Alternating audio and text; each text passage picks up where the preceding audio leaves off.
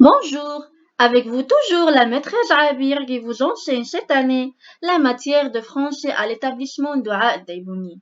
Je m'adresse à mes élèves de CE2. J'espère que vous allez bien mes chers. On est le 4 juin 2020. Aujourd'hui, on va faire un soutien dans les unités 10 et 11, d'accord?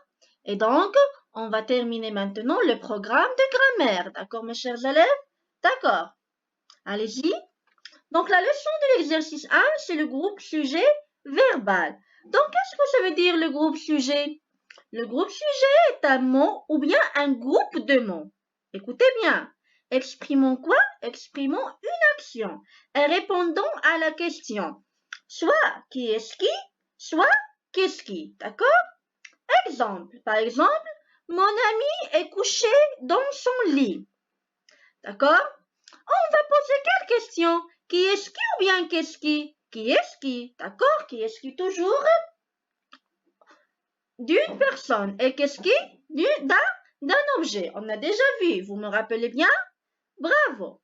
Donc, qui est-ce qui est couché dans son lit? Qui est-ce qui est couché dans son lit? C'est mon ami qui est couché dans son lit.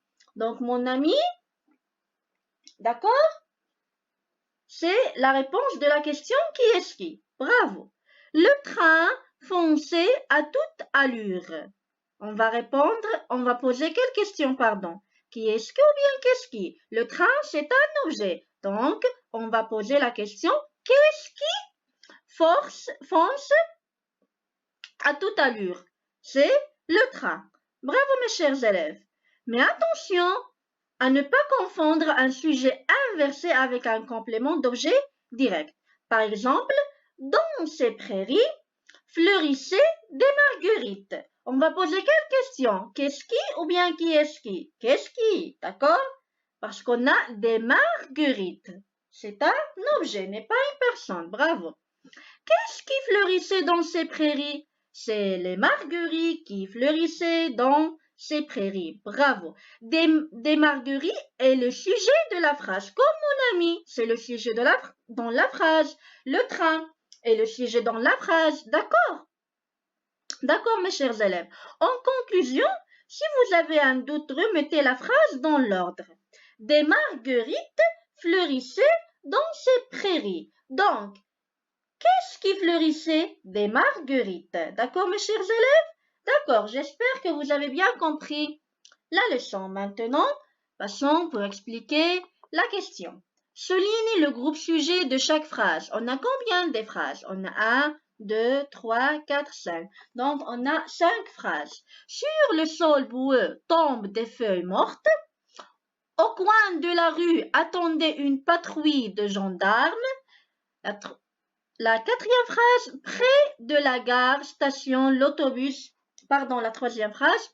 La quatrième phrase, à travers la prairie, gambadent des moutons. La cinquième phrase, dans la forêt, bondissent deux jeunes faillants. Donc, dans ces phrases, cherchez le groupe sujet premièrement et soulignez-le. D'accord, mes chers élèves? D'accord. La leçon de l'exercice 2, c'est le complément d'objet direct et le complément d'objet indirect. Donc, le verbe est souvent accompagné de mots qui précisent son sens. Si on ne peut ni les déplacer ni les supprimer, ce sont des compléments essentiels, d'accord? On peut distinguer le complément d'objet direct ou bien le complément d'objet indirect. Donc, quelle est la différence entre le complément d'objet direct et le complément d'objet indirect?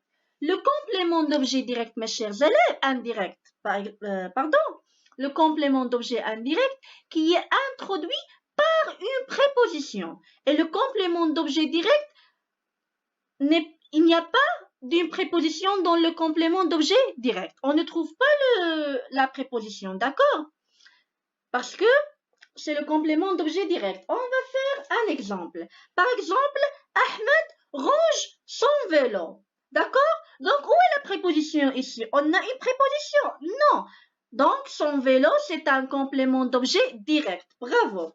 Elle pense à son ami. Où est la préposition ici? Ah, et donc, À, c'est une préposition. Donc, à son ami, directement, c'est un complément d'objet indirect. D'accord?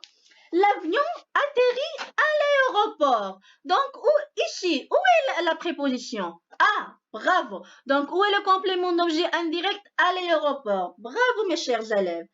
Par exemple, Zakaria admire ces petites voitures. Il y a une préposition ici dans cette phrase? Non, il n'y a pas. Donc, ces petites voitures, c'est un complément d'objet direct. Donc, le complément d'objet direct ou bien le complément d'objet indirect se trouve toujours après le verbe. D'accord?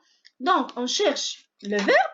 Après, on cherche soit le complément d'objet direct, soit le complément d'objet indirect. Ici, par exemple, Jamel ressemble à son frère. Où est le verbe ici? Ressemble, c'est le verbe ressembler. D'accord? À son frère. Il ressemble à qui? À son frère. Donc, où est le complément d'objet indirect? À son frère parce qu'on a une préposition. D'accord, mes chers élèves? Vous me rappelez bien les deux leçons? Bravo. Maintenant, passons pour expliquer l'exercice 2. Mets les mots en ordre pour reconstituer les phrases et souligner le complément d'objet direct. D'accord? Donc, on a combien? Des listes. On a trois listes. Donc, on a des mots en désordre. On va rendre les mots en ordre, d'accord? Et pour constituer quoi? Pour reconstituer une phrase. D'accord? Donc, quand vous construire une phrase, cherchez le complément d'objet direct et soulignez-le. Ici, on a possède plusieurs pays des trains à grande vitesse. D'accord? Donc, faites une phrase correcte et soulignez le complément d'objet direct. Voiture automobile, Ahmed Sqalli, la première à inventer. Ici, on a construit en 1938 le premier avion à réaction. C'est un ingénieur allemand qui. Donc, mets les mots en ordre et soulignez le complément d'objet direct. D'accord, mes chers élèves? J'espère que vous avez bien compris l'explication des deux exercices et de leçons. Allez, au revoir. Merci de votre attention. Au revoir.